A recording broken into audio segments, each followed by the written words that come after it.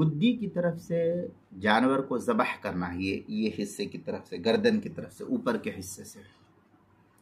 چنانچہ جانور کو گدی کی طرف سے ذبح کرنا یہ منع ہے۔ جس جانور کو گدی کی طرف سے ذبح کیا گیا ہو اس کا گوشت کھانا حضرت عبداللہ بن عباس رضی اللہ تعالیٰ عنہ کے نزدیک حلال نہیں ہے۔ چنانچہ اس سلسلے میں جو ہے